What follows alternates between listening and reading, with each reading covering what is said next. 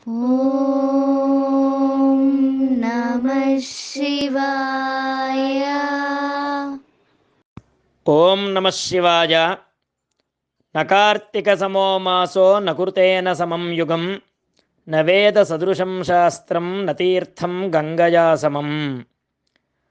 కార్తీక మాసానికి సమానమైనటువంటి మాసమేదీ లేదు. సత్యయుగంతో సమానమైన యుగమేదీ లేదు. వేదములతో సమానమైన శాస్త్రమేదీ లేదు.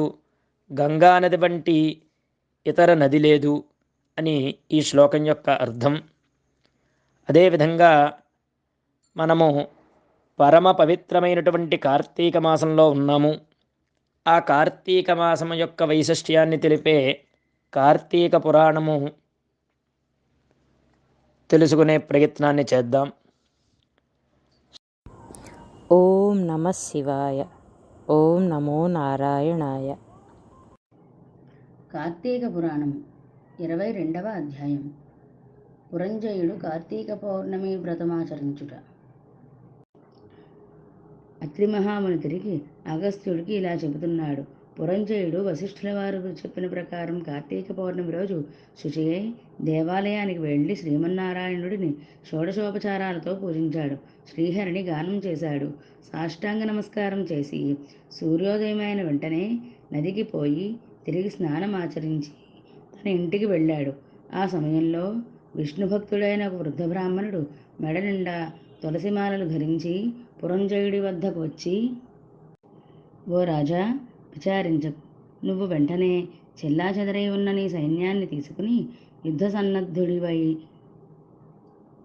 శత్రురాజులతో పోరాడు అని చెప్పి పంపాడు.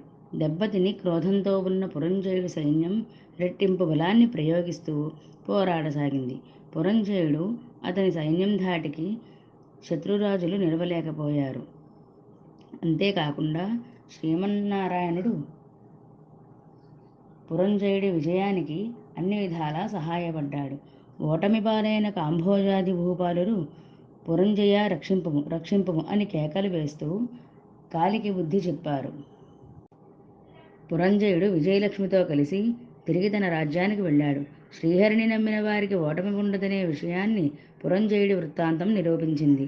అంతకుముందు కూడా శ్రీహరి అని ప్రార్థించినంతనే ప్రహ్లాదునికి అతని తండ్రి హిరణ్యకశిపుడు ఇచ్చిన విషం అమృతతుల్యమైనది. ఎన్నో సందర్భాలలో అధర్మం ధర్మంగా మారింది. దైవానుగ్రహం లేనప్పుడు ధర్మమే అధర్మం అవుతుంది. తాడు కూడా పాములా కరుస్తుంది.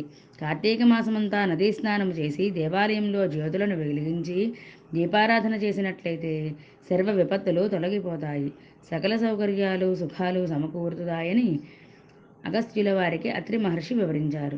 స్కాంద పురాణాంతర్గత వశిష్ఠ ప్రోక్త కార్తీక మాహాత్మ్యం 22వ అధ్యాయం సమాప్తం. సర్వే జనా సుఖినో భవంతు. ఓం నమః శివాయ. ఓం నమో నారాయణాయ.